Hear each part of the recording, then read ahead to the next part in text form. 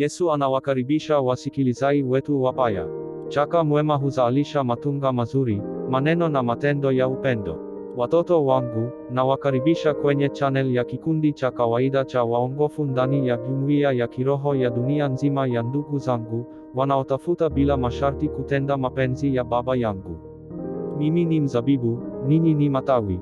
Mkishikilia amri zangu, mtaendelea kuwa katika upendo wangu, nanyi mtoa mbanzi mingi, maana bila mimi hamwezi kufanya neno lolote. Pia nakaribisha imani yenu na uelewa wenu kwamba hakuna mtu mbinguni wala duniani aliye na mamlaka ya kufanya mastahili kutoka kwa uhalali kamili wa maneno yangu katika Injili yangu na amri zangu. Kwa hiyo, wachungaji ambao karibu karne ya nne walianza kuingiza kwa jina langu mabadiliko ya maana ya maneno yangu katika katekisimu, walinidanganya, lakini kwa masikitiko, bado hawajatoa toba kwa dhambi hii. Zaidi ya hayo, walikuwa wanaweka hatarini hata uokoaji wa wengi wa watu wangu watiifu ambao waliamini na kutenda kulingana na mafundisho ya uongo, iwe kwa nafsi zao au kwa kuidhinisha matendo mabaya ya wengine.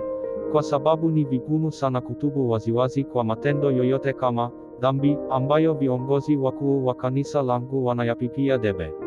Lakini washiriki katika mpango wa toba wa utume huu wanasikiliza sauti yangu, na hawataki tu kutubu dhambi zao wenyewe, bali pia ule utovu wa nidhamu wa pamoja wa Wakristo uliosahaulika, ambao ulidhuru sana uaminifu wa maneno yangu. Zaidi ya hayo, wanajaribu kuamsha dhamiri ya wale wanaotafuta uso wangu kwa dhati na kuwaalika kufidia baadhi ya uharibifu uliosababishwa na usaliti huu.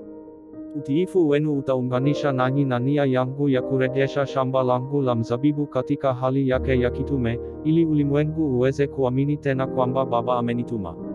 Tubuteni, watoto wangu, kwa maana mimi ni mchungaji mwema.